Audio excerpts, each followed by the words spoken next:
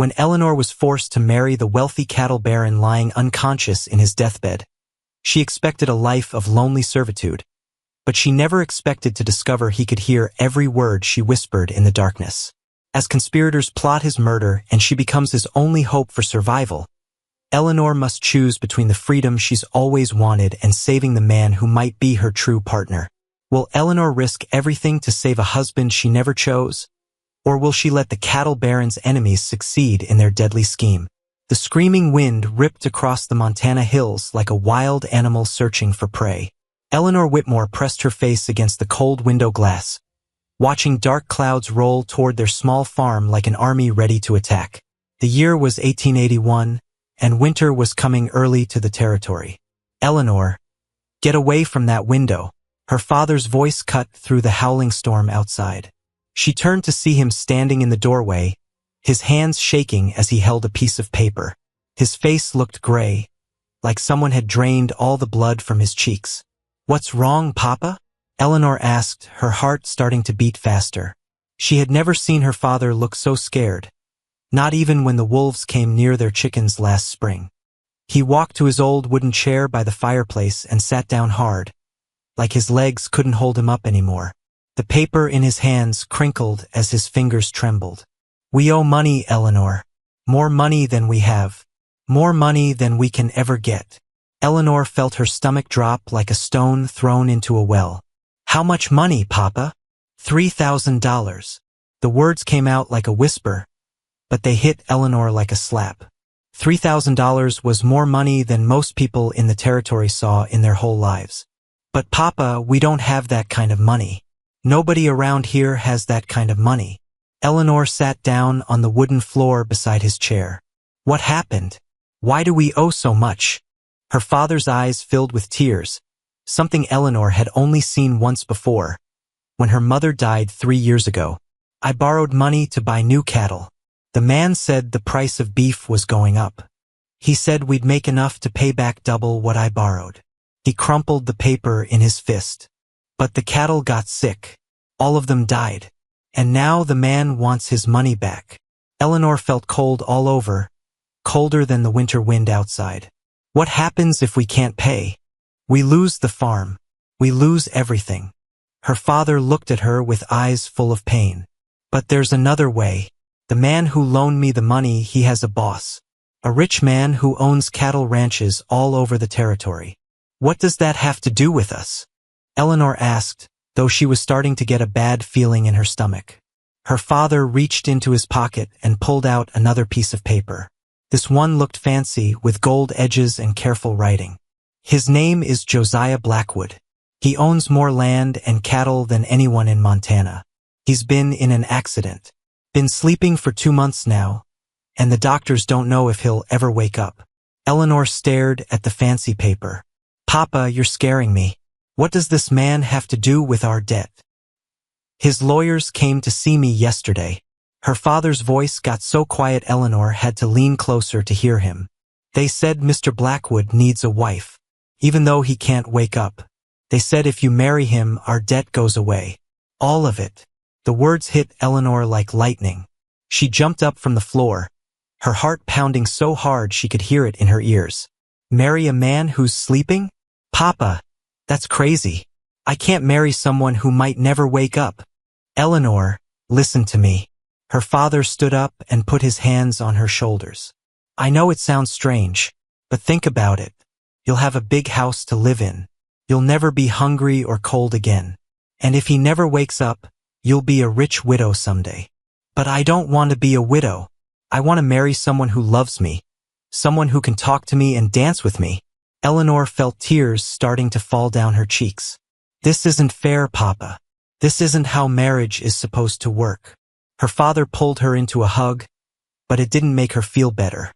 "Life isn't fair, sweetheart, but sometimes we have to make hard choices to survive." He held her tight. "The lawyers said if we don't agree by tomorrow, they'll take the farm anyway. At least this way you'll be safe." Eleanor pulled back and looked at her father's face.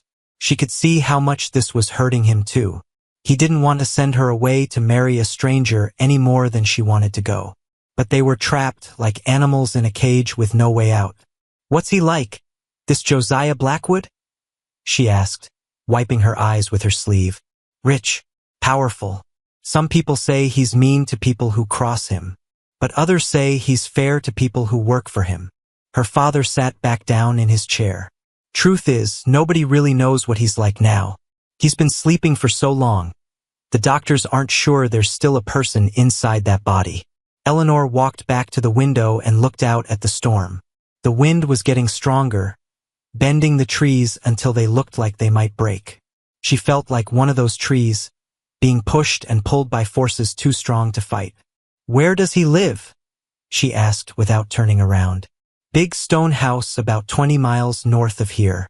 Has dozens of people working for him, cowboys, housekeepers, cooks. They say his house is bigger than the church and the general store put together. Eleanor closed her eyes and tried to imagine living in a big stone house with a man who couldn't talk to her, couldn't laugh with her, couldn't even look at her. It sounded like the loneliest life in the world. But then she thought about her father losing the farm. She thought about him having nowhere to go, no way to make money. He was getting older, and his back hurt him more every day from years of hard work. If they lost the farm, what would happen to him? When would the wedding be? She asked, her voice barely louder than the wind. Next week. The lawyers want to get it done fast, before winter gets worse. Eleanor turned around to face her father. And you really think this is the only way?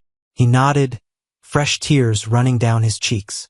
I've thought about it all night, Eleanor. I've tried to think of any other way, but there isn't one. We're out of time and out of choices. Eleanor felt something change inside her chest, like a door closing on her old life. She was 23 years old, and she had always dreamed of marrying someone who would love her the way her father had loved her mother. But dreams were for people who had choices, and she was learning that not everyone got to choose their own life. Okay, Papa, she said, her voice stronger than she felt. I'll do it. I'll marry Josiah Blackwood. Her father's face crumpled with relief and sadness all mixed together. Oh, Eleanor, I'm so sorry. I never wanted this for you. I know, Papa, but maybe it won't be so bad. Maybe he'll wake up someday, and maybe he'll be kind. Eleanor tried to smile, even though her heart felt like it was breaking. And at least you'll be safe. That's what matters most. But as she spoke the words, Eleanor couldn't shake the feeling that she was walking into something much more dangerous than a simple marriage to a sleeping man. Something about the whole situation felt wrong, like pieces of a puzzle that didn't fit together properly. Why would a rich man's lawyers care so much about her father's small debt? And why did they need the marriage to happen so quickly? Eleanor had a lot of questions, but she was about to learn that in the world of rich and powerful men, questions could be very dangerous things to ask. The wedding dress felt like wearing someone else's skin. Eleanor stood in front of the long mirror in the biggest bedroom she had ever seen, staring at a stranger in white lace and silk. The dress had belonged to Josiah Blackwood's first wife, who had died 10 years ago. It fit Eleanor perfectly, which seemed impossible and somehow made everything feel even more strange. You look beautiful, dear. Mrs. Patterson, the housekeeper, stood behind Eleanor, fixing the long white veil. She was a tall woman with gray hair pulled back tight and eyes that seemed to see everything. Mr. Blackwood would be pleased if he could see you. Eleanor studied the woman's face in the mirror. Have you worked for Mr. Blackwood for a long time? 15 years. Mrs. Patterson's hands were gentle as she arranged the veil, but her voice sounded careful, like she was choosing each word before she said it. He's been a good employer. Fair wages. Decent treatment for all his workers. What was he like before the accident? Eleanor asked. She wanted to know something, anything about the man she was about to marry. Mrs. Patterson paused, her hands still on the veil. He was intense. Always working, always thinking about the ranch and the cattle. He didn't talk much, but when he did, people listened. She met Eleanor's eyes in the mirror. Some folks were afraid of him, but I never saw him hurt anyone who didn't deserve it. Eleanor felt a chill run down her back. What do you mean, anyone who didn't deserve it? Before Mrs. Patterson could answer, a knock came at the door. Time for the ceremony, ma'am, called a man's voice from the hallway. Mrs. Patterson's face closed up like a book being shut. "Come along, dear. The preacher is waiting." Eleanor followed the housekeeper down a long hallway lined with paintings of serious-looking men and women. The house was even bigger than her father had described, with high ceilings and fancy furniture that probably cost more than most people made in a year. But despite all its beauty, the house felt cold and empty, like a place where laughter had forgotten how to live. They walked into a large room where a small group of people waited. Eleanor saw her father standing near the window, looking uncomfortable in his best suit. Beside him stood two men in expensive black coats who must be the lawyers. A thin man with a kind face held a prayer book, the traveling preacher who would perform the ceremony. And there, in the center of the room, was a bed. Eleanor stopped walking when she saw it. The bed was huge and made of dark wood, with curtains hanging around it like a small room within the room. And lying in that bed, perfectly still under white sheets, was the man she was about to marry. Josiah Blackwood looked like he was sleeping peacefully, but Eleanor could see that this wasn't normal sleep. His face was too pale, too still. His dark hair was streaked with gray at the sides, and his hands lay motionless on top of the white sheet. He looked like a king from a fairy tale, waiting for someone to wake him up with a kiss. "He's so still," Eleanor whispered. "The doctors say he can't feel anything," one of the lawyers said, stepping forward. "His body is alive, but his mind is gone. He's been like this for almost 3 months now."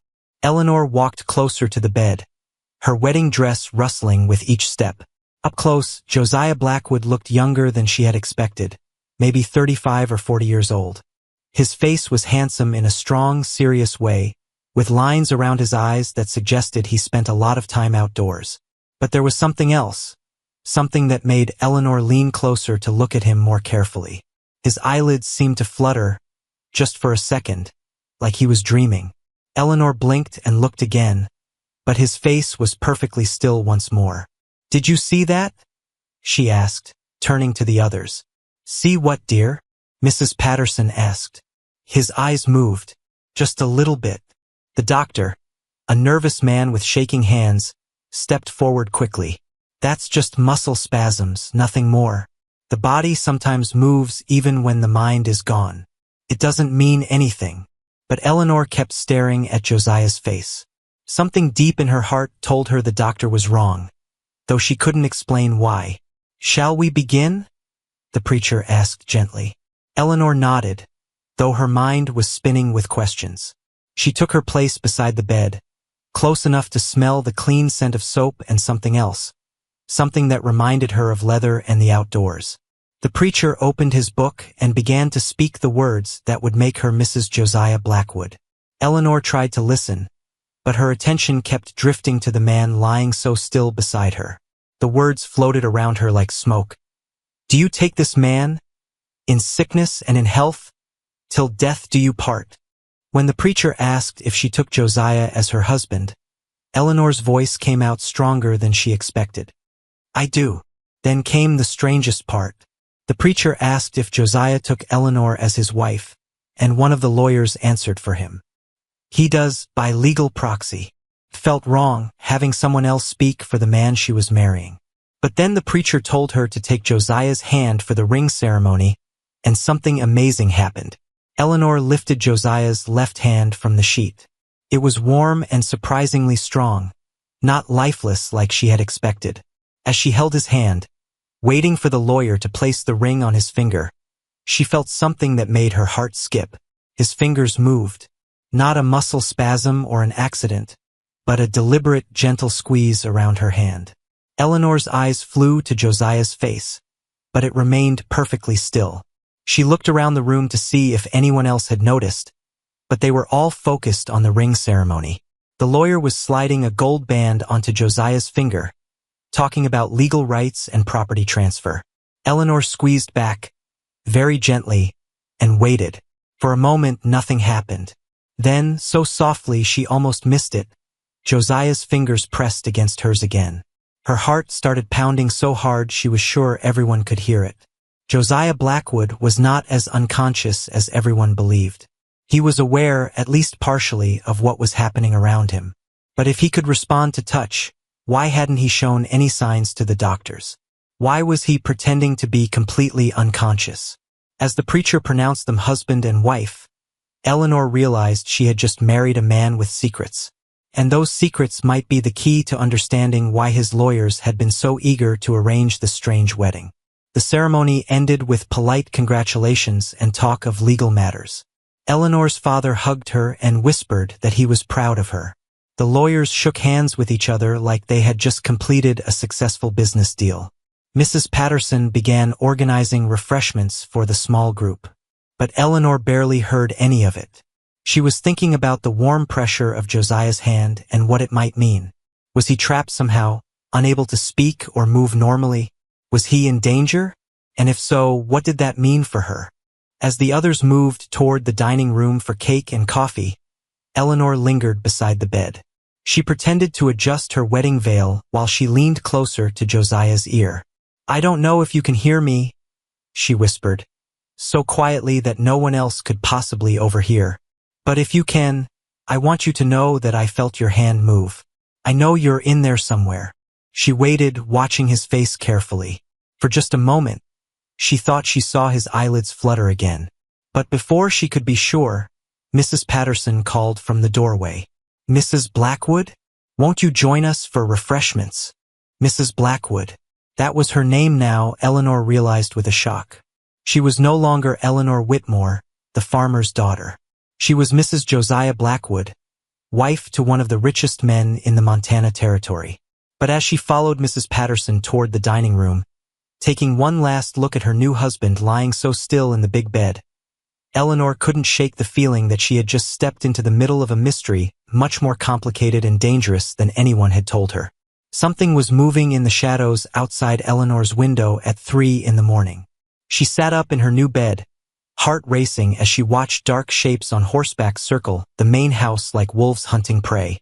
Eleanor had been living in the Blackwood mansion for 5 days now, and every night brought strange sounds and mysterious visitors. During the day, everything seemed normal. Mrs. Patterson served meals. The ranch hands worked with the cattle, and Dr. Morrison came to check on Josiah. But when darkness fell, the house transformed into something that felt dangerous and full of secrets. She crept to the window and peeked through the heavy curtains. 3 men sat on their horses in the moonlight, talking in low voices.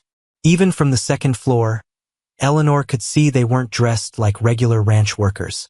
These men wore guns on their hips and had the hard look of people who made their living through fear. One of the riders pointed toward Josiah's bedroom window on the first floor. Eleanor couldn't hear their words, but their body language made her stomach twist with worry. They were planning something, and it involved her sleeping husband. Eleanor grabbed her thick robe and quietly opened her bedroom door. The hallway was dark and silent, but she could see a thin line of light coming from under the door to Josiah's room. Someone was in there with him at this late hour. She tiptoed down the hall, her bare feet making no sound on the thick carpet. As she got closer to Josiah's door, she could hear voices, Mrs. Patterson's careful tone and a man's rough whisper. "How much longer do we have to keep this up?" the man was asking. "As long as it takes," Mrs. Patterson replied. "The boss said to keep him quiet until all the cattle are moved. After that, it won't matter what he remembers." Eleanor pressed herself against the wall, her heart pounding so loud she was sure they would hear it. They were talking about keeping Josiah quiet, which meant he wasn't naturally unconscious. Someone was making sure he stayed that way. "The new wife is getting suspicious," the man continued. "She asks too many questions about his condition."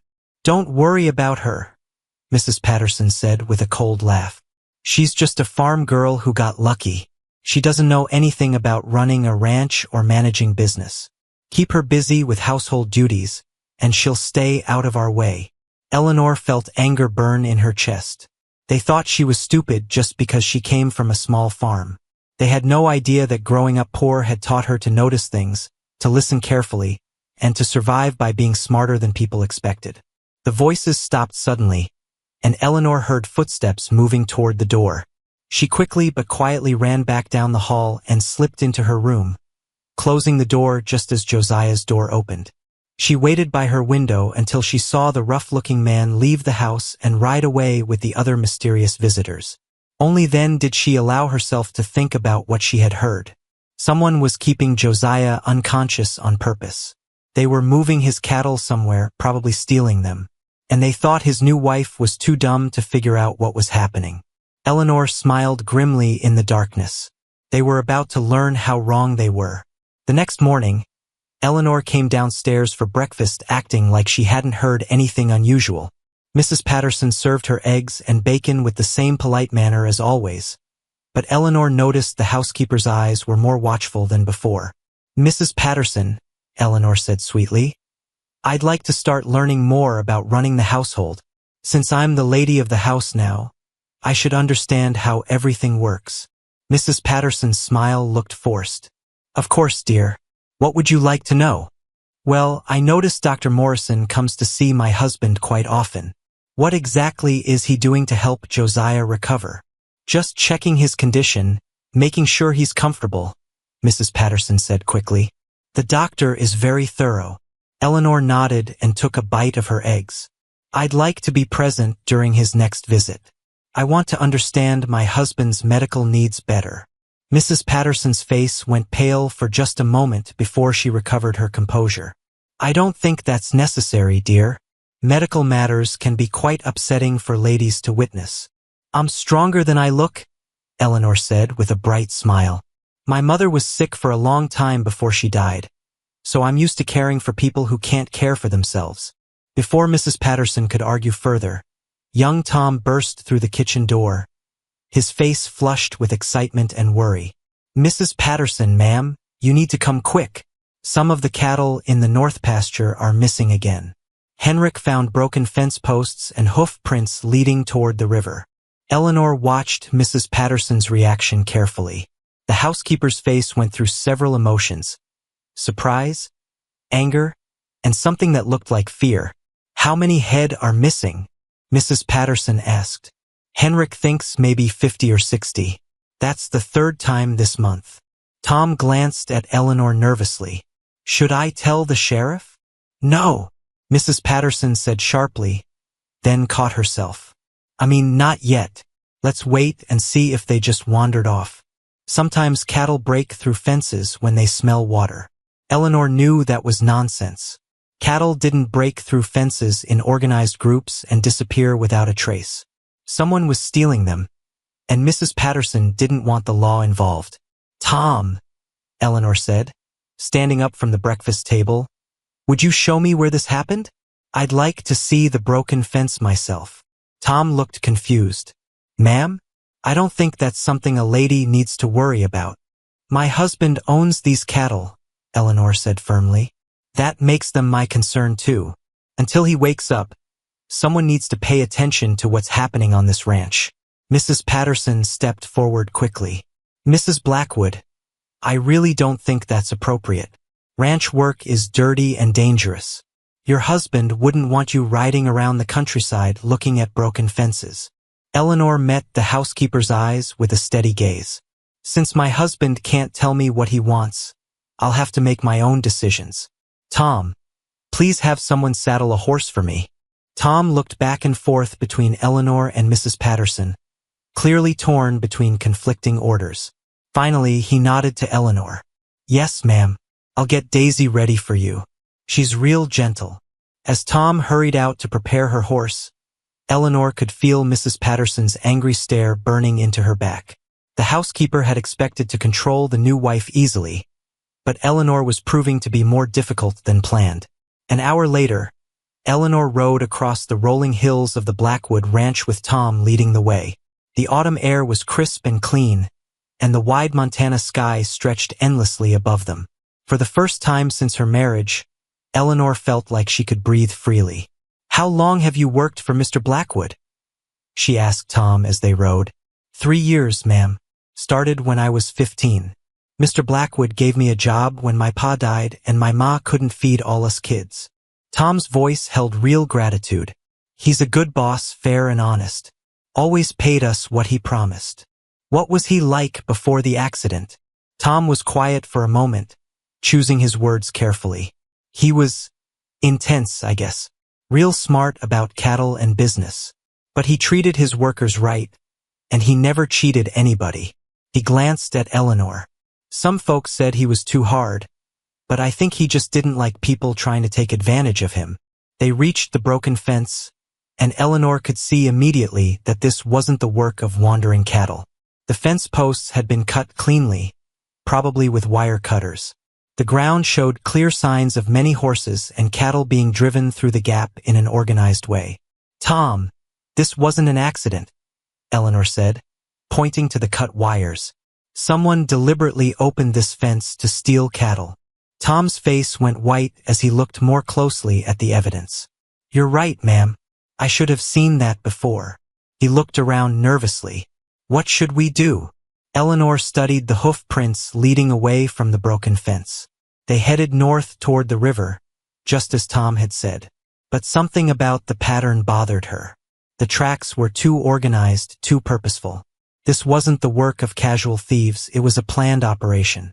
"Tom, how often do cattle go missing from this ranch?" "More often lately," Tom admitted. "Started about 3 months ago, right around the time Mr. Blackwood had his accident." He paused, then added quietly, "Some of the other hands have been talking. They think something strange is going on." Eleanor felt pieces of a puzzle starting to come together in her mind. Josiah's accident had happened 3 months ago. The cattle thefts had started around the same time. Someone was keeping her husband unconscious, and that same someone was stealing his cattle while he couldn't stop them. "Tom, I need to ask you something important, and I need you to tell me the truth." Eleanor turned her horse to face him directly. "Do you trust Mrs. Patterson?" Tom's face showed his internal struggle. "She's been here longer than me, ma'am. She knows how to run the house and manage things." "That's not what I asked. Do you trust her?" Tom was quiet for a long moment, looking out across the empty pasture where 50 head of cattle should have been grazing. "No, ma'am," he finally said. "I don't. And neither did Mr. Blackwood." Toward the end, he was asking questions about missing supplies and strange visitors. He was starting to watch her real careful like. Eleanor felt her heart race with excitement and fear. "Tom, what if I told you I think my husband might not be as unconscious as everyone believes?" Tom's eyes went wide. "Ma'am, what do you mean?" I think someone is keeping him sedated on purpose. And I think that same someone is stealing his cattle while he can't stop them." Eleanor leaned forward in her saddle. "The question is, are you willing to help me figure out who's behind it?" Tom stared at her for a long moment, then slowly nodded. "Yes, ma'am. Mr. Blackwood saved my family when we had nowhere else to turn. If someone's hurting him, I want to help stop them." Eleanor smiled, feeling like she finally had an ally in this strange and dangerous situation. "Good. But we have to be very careful. If these people are willing to keep a man unconscious for 3 months, they won't hesitate to hurt us if they find out what we're doing."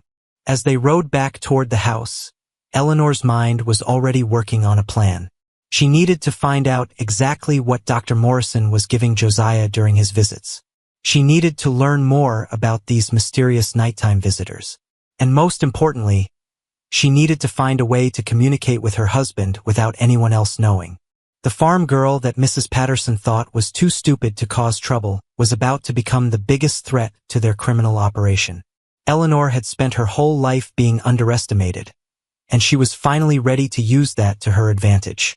The medicine bottle felt cold and heavy in Eleanor's hand as she held it up to the lamplight in Dr. Morrison's medical bag. She had waited 3 days for the perfect opportunity. A moment when the doctor stepped outside to smoke his pipe and Mrs. Patterson was busy in the kitchen to search through his supplies. The label on the bottle made her blood run cold. Laudanum, for severe pain, administer sparingly. But the bottle was nearly empty, and Eleanor knew Dr. Morrison had filled it fresh just last week. Someone was giving Josiah far more of the powerful sleeping drug than any doctor would recommend. "Mrs. Blackwood?" Dr. Morrison's voice came from the hallway, closer than Eleanor had expected. She quickly put the bottle back and stepped away from his bag, her heart pounding. When the doctor entered Josiah's room, Eleanor was standing innocently beside her husband's bed, holding his hand like a devoted wife. "How is he today, doctor?" she asked, keeping her voice steady despite her racing pulse. Dr. Morrison's nervous eyes darted between Eleanor and his medical bag. "The same, I'm afraid. No change in his condition." He moved quickly to check that his supplies were undisturbed, then relaxed slightly when everything appeared to be in place. Eleanor watched him carefully as he prepared Josiah's afternoon medicine. The doctor's hands shook as he measured the laudanum, and he kept glancing toward the door like he expected someone to interrupt him. "Dr. Morrison," Eleanor said suddenly, "I've been reading about head injuries in some medical books. Don't you think 3 months is an unusually long time for someone to remain unconscious?" The doctor nearly dropped the medicine bottle. "Medical books? Mrs. Blackwood, I hardly think that's appropriate reading for a lady. These matters are too complex for someone without proper training." Eleanor bristled at his dismissive tone, but she kept her voice sweet and innocent. "Oh, I know you're much smarter than me, doctor. I just worry about my husband so much. I want to understand everything about his condition." Dr. Morrison prepared the syringe with shaking hands. "Your concern is touching, but unnecessary. Your husband's brain was severely damaged in his fall. It's actually quite common for patients in his condition to remain unconscious for extended periods." Eleanor knew he was lying. She had spent hours in Josiah's study reading his medical books, and everything she had learned told her that 3 months of complete unconsciousness usually meant the patient would never wake up. Yet Josiah's body was strong and healthy, his breathing normal, his skin color good. He looked like a man who was simply sleeping deeply, not someone with severe brain damage. As Dr. Morrison approached Josiah with the syringe, Eleanor made a decision that could change everything. "Wait," she said, stepping between the doctor and her husband. "I'd like to try talking to him first. I've read that sometimes familiar voices can help unconscious patients." "Mrs. Blackwood, that's really not necessary. Please, doctor, just give me 5 minutes alone with him. Maybe if I tell him about our marriage, about how much I care for him, it might help." Eleanor forced tears into her eyes, playing the part of the desperate, loving wife. Dr. Morrison looked uncomfortable, but he couldn't refuse such a reasonable request without seeming heartless. "Very well, 5 minutes, but don't get your hopes up. He can't hear you."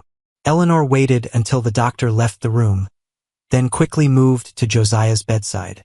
She leaned close to his ear, pretending to whisper sweet words while actually watching the door carefully. "Josiah," she breathed, so quietly that only someone right beside her could hear. "If you can hear me, I know someone is drugging you. I found the laudanum bottle. They're giving you enough to keep a horse unconscious.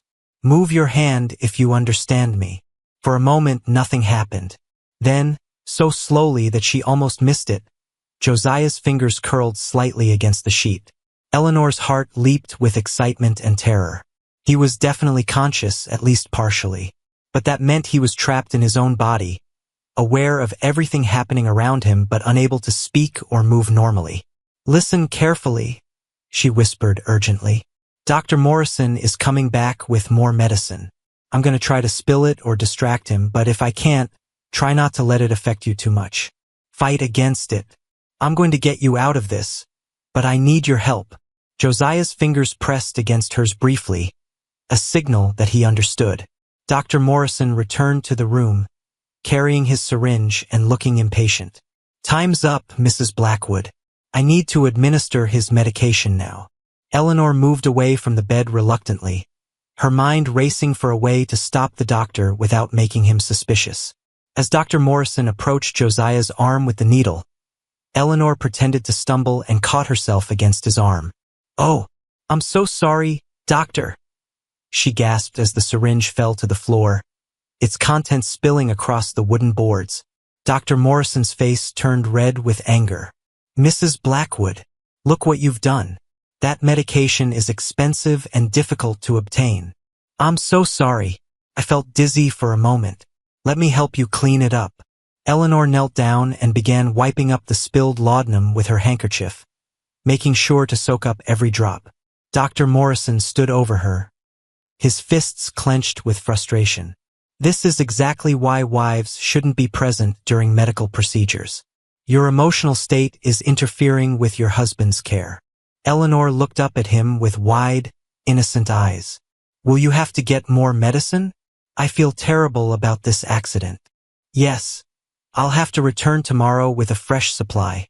Dr. Morrison packed his remaining supplies with jerky, angry movements. Please ensure that something like this doesn't happen again. After the doctor left, Eleanor sat beside Josiah's bed, her hands trembling with the excitement of what she had discovered. Her husband was awake inside his motionless body, and she had just bought him one full day of freedom from the drugs that were keeping him prisoner. But she knew Dr. Morrison would return tomorrow with more laudanum, and she couldn't accidentally spill medicine every day without arousing serious suspicion. She needed a better plan, and she needed help from someone she could trust completely. That evening, Eleanor found Tom in the barn, tending to the horses. She looked around carefully to make sure they were alone, then pulled him into an empty stall where no one could overhear them. Tom, I need to tell you something incredible, but you have to promise me you won't tell anyone else. Tom's young face was serious as he nodded. I promise, ma'am. My husband is awake. He's been conscious all along, but someone is drugging him to keep him helpless. Eleanor watched Tom's eyes widen with shock and anger. Dr. Morrison has been giving him laudanum every day, enough to keep him unconscious but not enough to kill him. But why would they do that? Tom asked, his voice filled with confusion and rage. Because someone is stealing his cattle, and they need him out of the way while they finish the job. Eleanor gripped Tom's arm urgently. I spilled today's medicine by accident, so Josiah will be more alert tonight than he's been in months. But tomorrow, Dr. Morrison will be back with more drugs. Tom's hands curled into fists. What can we do? How do we stop them? Eleanor had been thinking about this all afternoon. First, I need you to find out everything you can about the missing cattle. How many are gone, where the tracks lead, who might be helping the thieves from inside the ranch. But be careful. Don't let anyone know what you're doing. What about Dr. Morrison? We can't let him keep poisoning Mr. Blackwood. Eleanor's face set with determination. I'm going to find a way to replace his laudanum with something harmless. If Josiah can stay conscious for a few days, maybe he'll be strong enough to help us fight back. Tom nodded eagerly. Henrik might help us. He's been working this ranch longer than anyone, and he knows Mr. Blackwood isn't the kind of man who would just let cattle wander off without investigation. Be very careful who you trust, Tom. We don't know how many people are involved in this conspiracy. Eleanor looked around the barn nervously. Someone has been planning this for months, maybe even years. They've been patient and careful, which makes them very dangerous. As if summoned by her words, they heard footsteps approaching the barn. Eleanor quickly moved away from Tom and pretended to be petting one of the horses. Mrs. Patterson appeared in the barn doorway, her sharp eyes taking in the scene suspiciously. Mrs. Blackwood?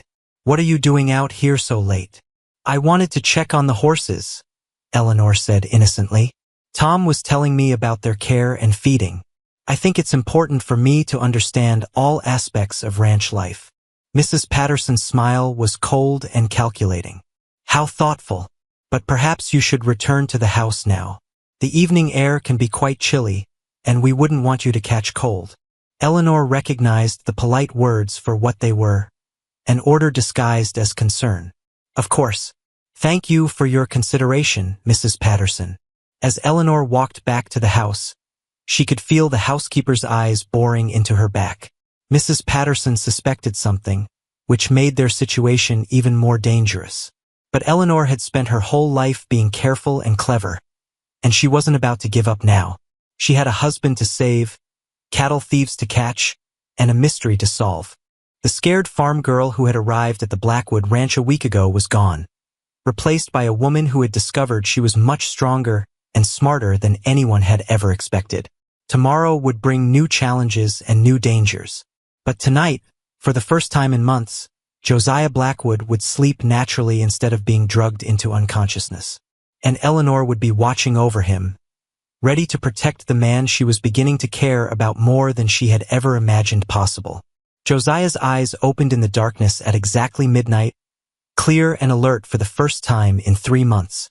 Eleanor, who had been sitting in the chair beside his bed reading by lamplight, nearly dropped her book when she saw him looking directly at her.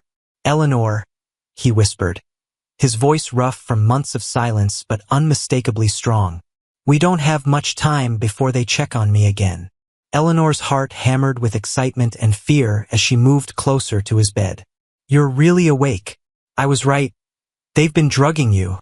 Josiah struggled to sit up, his muscles weak from months of forced inactivity. "Morrison's been giving me enough laudanum to drop a bull, but my body has been building resistance. I've been conscious for short periods every day, listening, learning who I can trust." His dark eyes fixed on her face with intensity. "You saved my life today by spilling that medicine." "Josiah, there's so much I need to tell you. The cattle thefts, the nighttime visitors, Mrs. Patterson working with them dash." "I know about the cattle," Josiah interrupted, his voice filled with controlled rage. "Over 1,000 head stolen in the past 3 months. They're being driven across the territory border into Wyoming, where Craddock has buyers waiting who don't ask questions about ownership papers." Eleanor blinked in surprise. "Craddock? You know who's behind this?" "Frank Craddock, my former foreman. I fired him 6 months ago when I caught him selling information about our cattle movements to competitors.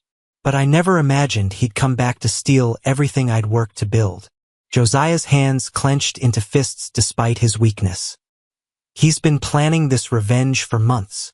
"But Mrs. Patterson, Dr. Morrison, how did he get them to help him?" Josiah's expression darkened. "Money and fear. Craddock promised Mrs. Patterson a share of the profits from selling my cattle. Morrison has gambling debts that Craddock threatened to expose to the medical board." He looked at Eleanor with something that might have been admiration. "But they never counted on my new wife being smart enough to see through their lies." Eleanor felt a flush of pride at his words, but there was no time for pleasant feelings. "What do we do? Dr. Morrison will be back tomorrow with more drugs. Even if we refuse his treatment, Craddock might decide to just kill you outright." "That's exactly what he plans to do," Josiah said grimly. "I heard him and Mrs. Patterson talking 2 nights ago.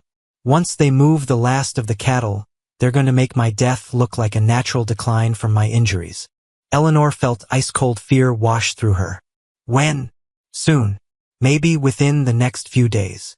Josiah reached for her hand, his grip surprisingly strong despite his weakened state. "Eleanor, you need to leave this place. Tonight. Ride to town and bring back the territorial marshal. Tell him everything you've discovered. I'm not leaving you here defenseless." Eleanor's voice came out more forcefully than she intended.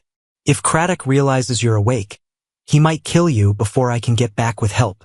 Josiah stared at her, clearly not used to being argued with, especially by a woman he barely knew.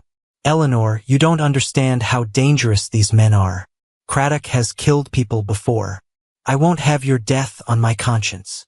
And I won't have yours on mine," Eleanor shot back. "We're married, remember? That means we face this together." Before Josiah could respond, they heard footsteps in the hallway outside. Eleanor quickly extinguished the lamp and helped Josiah lie back down, arranging his body to look unconscious. She moved to her chair and picked up her book, pretending to read in the darkness. Mrs. Patterson opened the door and peered inside, her sharp eyes scanning the room suspiciously. "Mrs. Blackwood? It's very late. Perhaps you should retire to your own room." "I like reading to my husband," Eleanor said calmly. "Even if he can't hear me, it makes me feel closer to him." Mrs. Patterson's gaze lingered on Josiah's still form, then moved to Eleanor. "Of course, dear, but do try to get some rest. Tomorrow will be a busy day." After the housekeeper left, Eleanor waited several minutes before lighting the lamp again. When she turned back to Josiah, his eyes were open and filled with a new respect. "You're braver than I expected," he admitted quietly. "I'm more stubborn than brave," Eleanor corrected. "My father always said I was too stubborn for my own good. But maybe that's exactly what this situation needs." Josiah actually smiled, the first genuine expression of happiness Eleanor had seen on his face. "Then we'd better make a plan. Because tomorrow, when Morrison can't drug me properly, everything is going to change." They spent the next hour developing their strategy. Eleanor would continue to act like the naive farm girl everyone expected her to be, while secretly gathering evidence and allies. Josiah would pretend to be still unconscious, but he would be listening and preparing to act when the moment was right. "Tom is loyal to you," Eleanor told him, "and Henrik suspects something is wrong with the cattle thefts. But we need to be careful about who else we trust." "What about the other ranch hands?" Josiah asked. Eleanor had been thinking about this. "Some of them act nervous around Mrs. Patterson, like they're afraid of her. I think Craddock might be threatening their families to keep them quiet." Josiah's jaw tightened with anger. That sounds like him. He always preferred fear to loyalty as a management tool. As dawn approached, they finalized their plan. Eleanor would continue her daily routines while secretly observing everyone's behavior. She would also try to find written evidence of the cattle sales papers that could be used to prove the theft in court. "Where would Craddock keep records of the stolen cattle?" Eleanor asked. "He's too smart to keep them here at the ranch. But Mrs. Patterson might have copies, or at least information about when the next cattle drive is planned." Josiah's eyes were growing heavy as exhaustion from his first night of natural consciousness caught up with him. "Her room is on the 3rd floor, in the servants' quarters." Eleanor felt her stomach drop at the thought of searching Mrs. Patterson's private space. "That's incredibly dangerous. If she catches me, if we don't find evidence soon, we'll all be dead anyway," Josiah pointed out grimly. "Craddock won't let any witnesses live once he's finished stealing everything I own."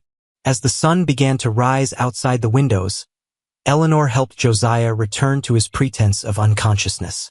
She arranged his body carefully, making sure he looked exactly as he had for the past 3 months.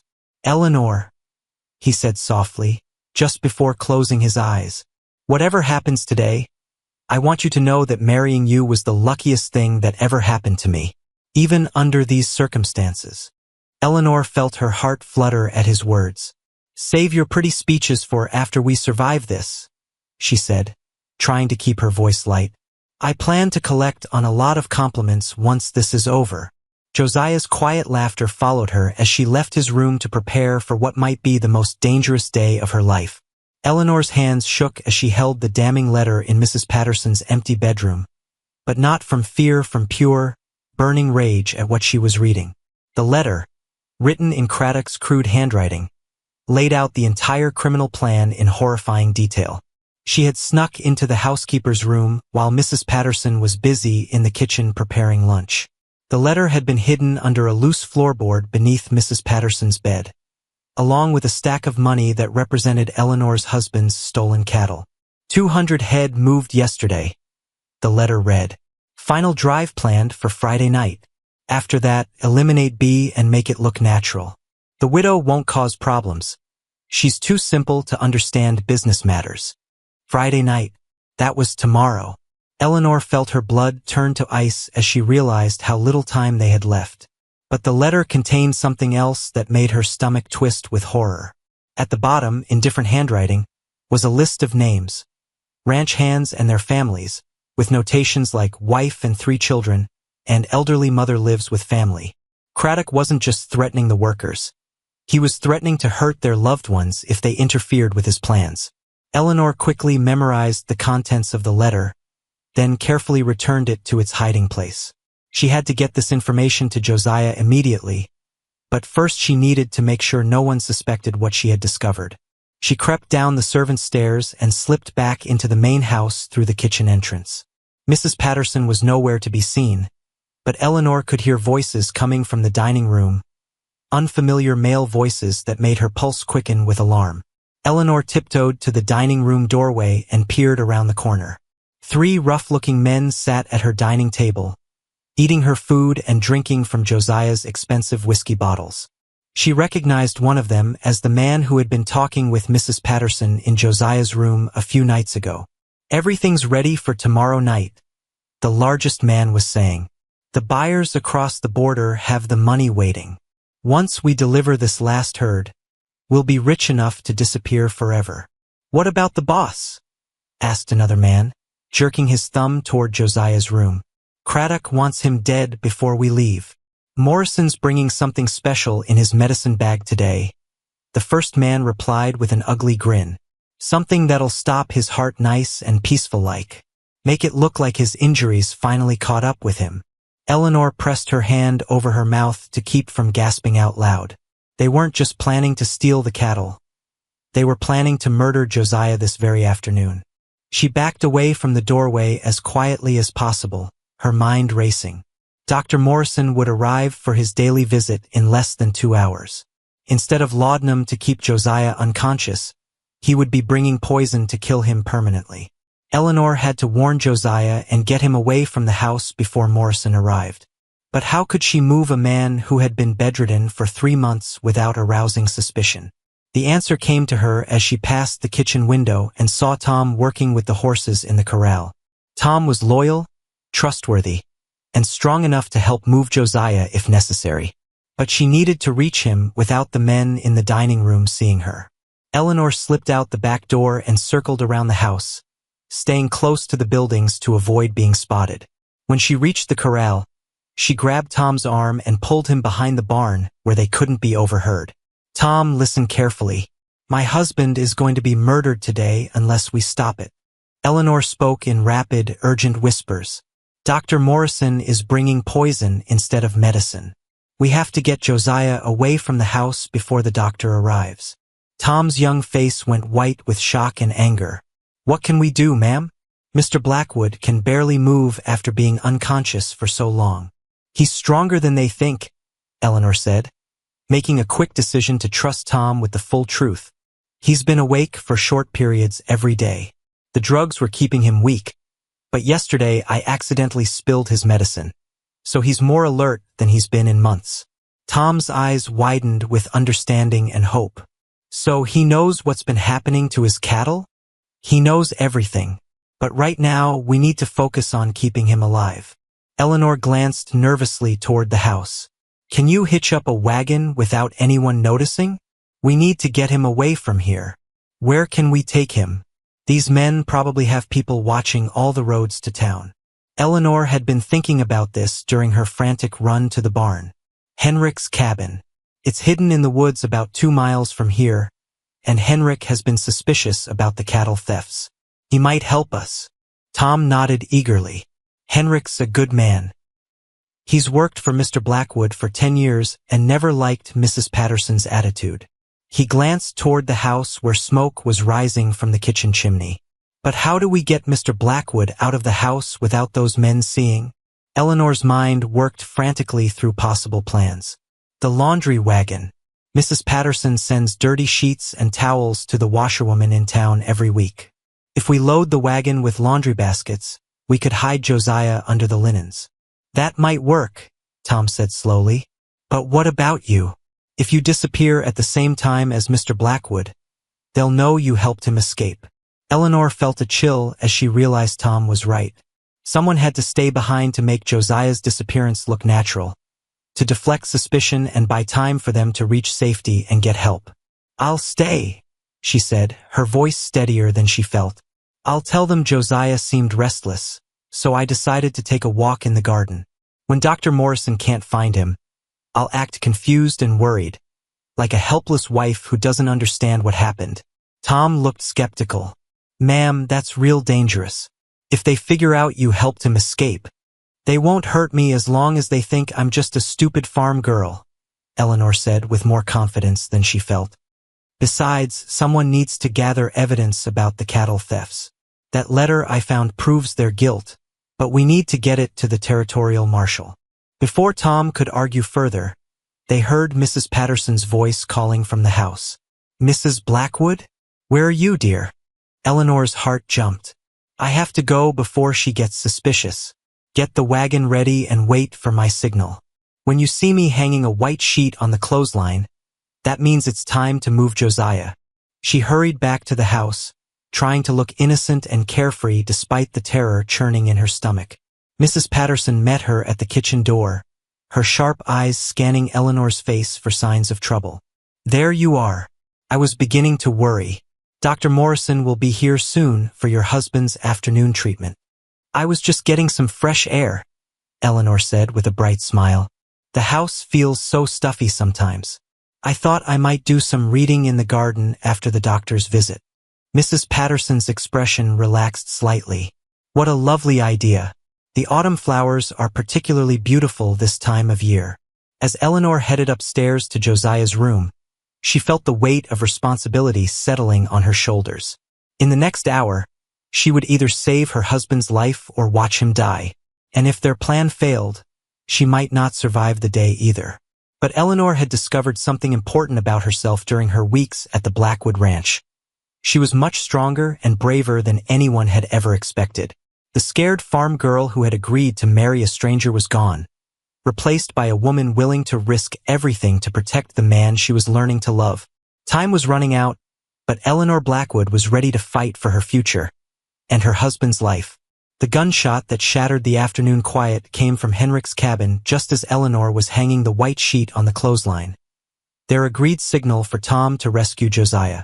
Eleanor's hands froze on the clothespin as the echo rolled across the hills, followed by shouting voices and the thunder of horses galloping toward the woods.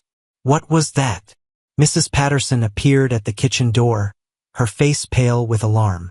Eleanor forced herself to look confused rather than terrified. It sounded like hunting, maybe, though it seemed awfully close to the house. But Eleanor's heart was pounding with the horrible knowledge that their escape plan had been discovered.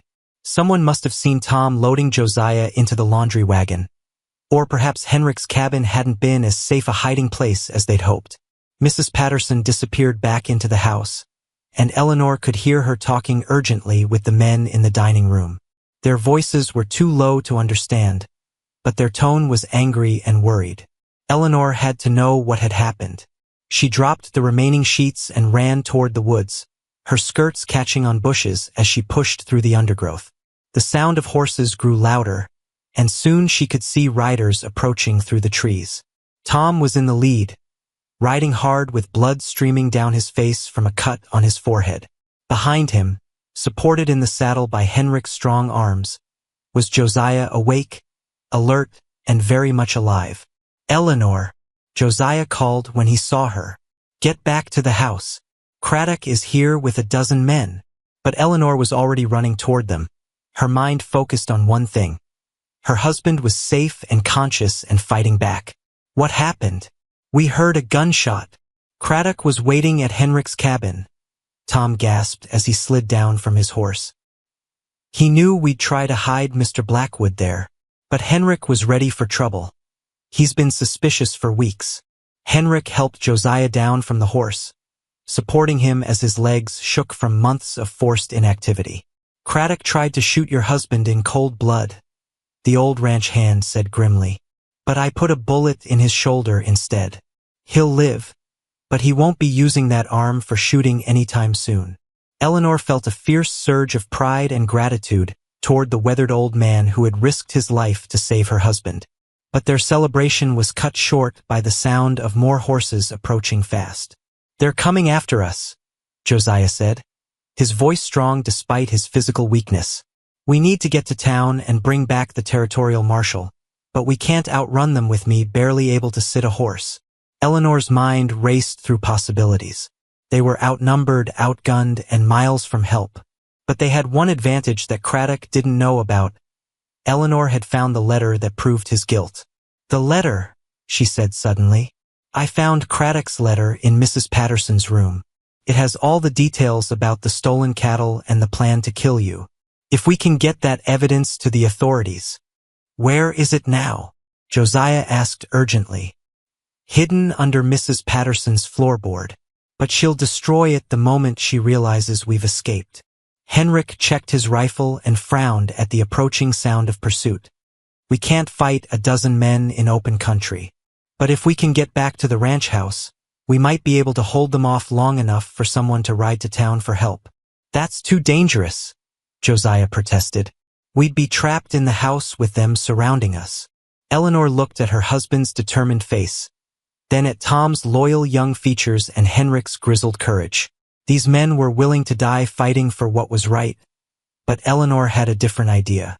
"What if we don't fight them at all?" she said slowly. "What if we make them think they've already won?" All three men stared at her in confusion. "Explain," Josiah said. Eleanor's plan was risky and required perfect timing, but it might be their only chance. "Tom, how good are you at acting?" Tom looked puzzled. "Acting, ma'am? I need you to ride back to the house alone," looking defeated and scared. "Tell Mrs. Patterson and Craddock's men that Henrik and Josiah are both dead, shot during the fight at the cabin. Tell them I ran into the woods and you couldn't find me." Understanding began to dawn on Tom's face. "You want them to think they've won." "Exactly. If they believe we're all dead or scattered, they'll drop their guard. Mrs. Patterson will probably want to search Henrik's cabin to make sure the bodies are really there. While she's gone, I can sneak back into the house and get that letter." Henrik shook his head dubiously. "That's an awful big risk, Mrs. Blackwood. If they catch you in the house, they won't be looking for me if they think I'm lost in the woods," Eleanor pointed out. "And once I have the letter, we'll have proof of their crimes even if we can't stop the cattle theft." Josiah gripped her hand tightly. "Eleanor, I won't let you go back into that house alone. It's too dangerous." Eleanor looked into his eyes and saw not just concern, but something deeper, real caring, maybe even love. The marriage that had started as a business arrangement was becoming something precious and real. "Josiah, you can barely stand up after months of being drugged. Tom and Henrik need to stay with you to keep you safe. I'm the only one who can move through the house without being seen." She squeezed his hand. "Besides, I'm getting tired of everyone thinking I'm just a helpless farm girl. It's time to show them what this farm girl can really do." Before anyone could argue further, the sound of approaching horses grew much louder. They could see dust rising through the trees as Craddock's men spread out to surround their position. "We're out of time," Henrik said, raising his rifle.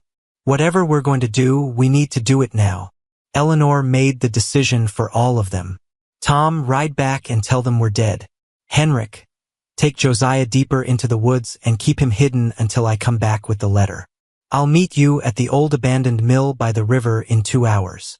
Josiah started to protest. She silenced him with a quick, fierce kiss, their first real kiss as husband and wife. "Trust me," she whispered against his lips. "I didn't save your life just to lose you now." Tom mounted his horse and rode toward the house, his shoulders slumped in fake defeat. Henrik helped Josiah deeper into the forest, moving carefully to avoid leaving tracks. Eleanor waited until both groups were out of sight, then began her own dangerous journey back to the house. She circled wide through the woods, approaching from the side where the kitchen garden would provide cover.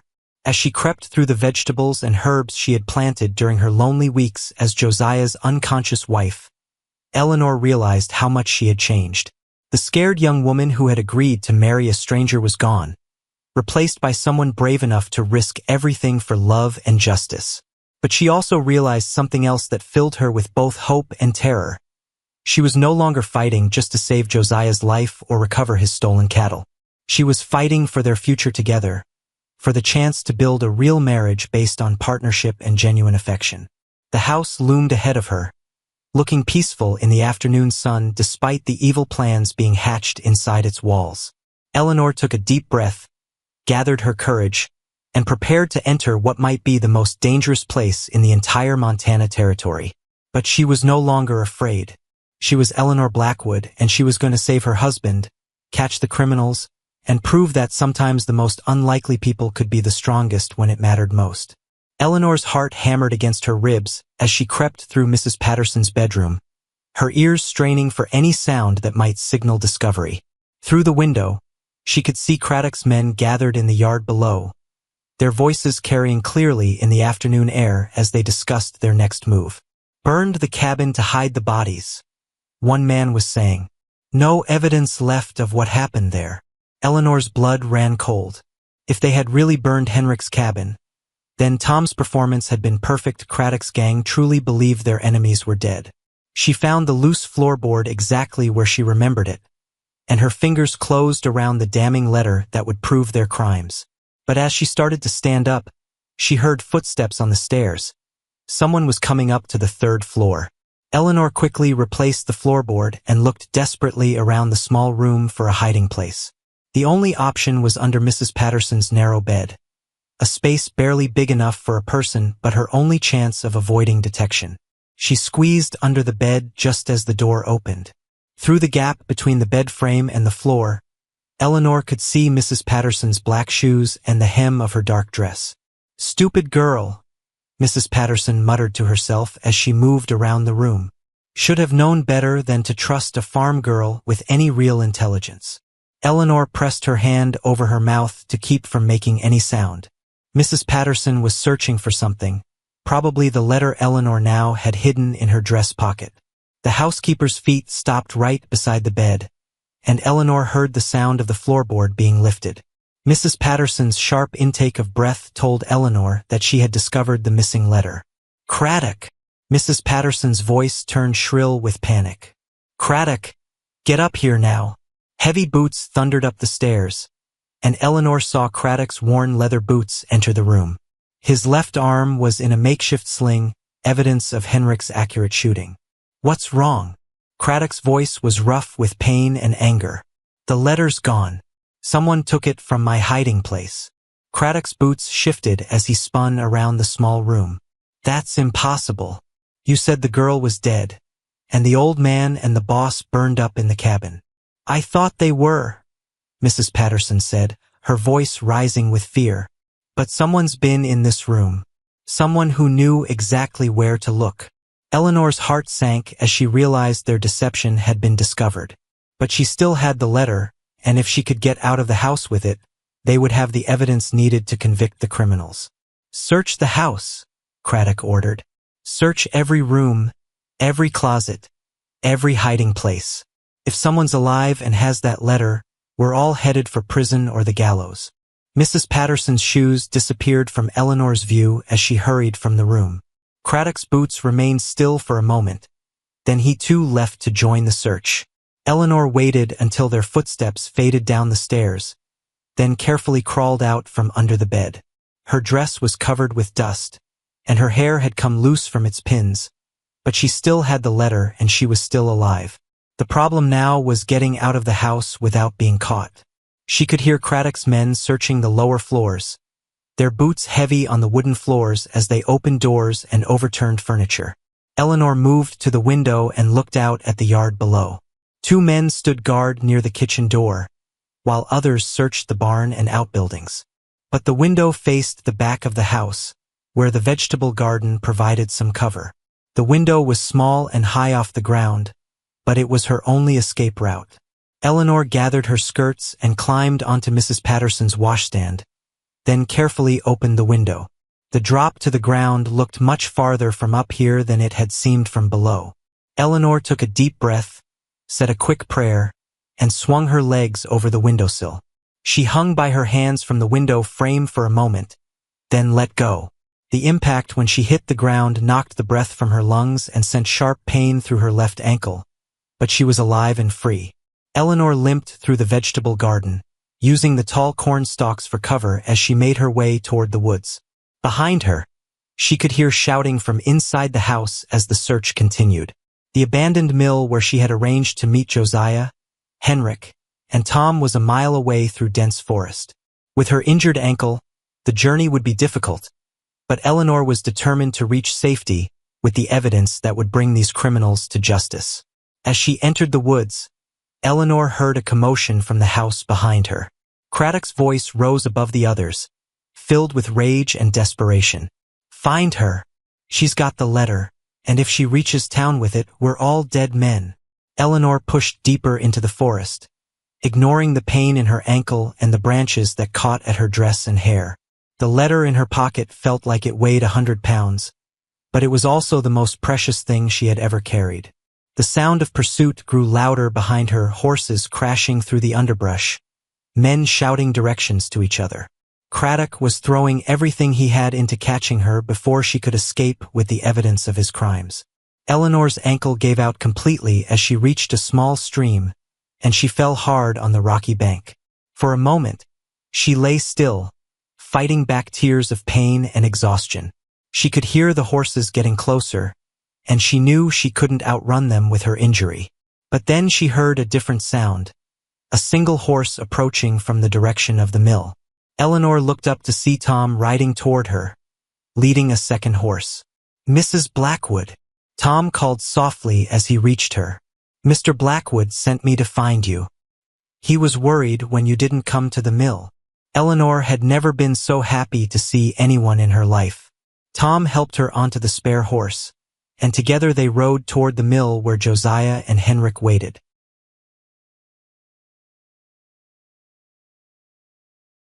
When they reached the old building, Eleanor practically fell from her horse into Josiah's arms. Despite his own weakness, he held her tight against his chest, and she could feel his heart pounding with relief. "I have it," she whispered against his shoulder. "I have the letter that proves everything." Josiah pulled back to look at her face, his eyes bright with pride and something deeper. "Eleanor, you're the bravest person I've ever known, but you're also the most stubborn." Eleanor managed to laugh despite her exhaustion and pain. "You married a stubborn farm girl, remember? You're stuck with me now." Henrik stepped forward, his weathered face serious. "We need to get to town fast. Craddock's men will figure out where we've gone soon enough, and they'll come after us with everything they've got." Josiah looked at Eleanor's swollen ankle and his own shaking hands. "Can we make it to town before they catch us?" Eleanor pulled the letter from her pocket and held it up. "We have to. This letter proves they stole over 1,000 head of cattle and planned to murder you. It's enough evidence to put them all in prison for the rest of their lives." Tom grinned fiercely. "Then let's ride. I know a back trail that leads straight to the territorial marshal's office. If we push hard, we can be there before dark."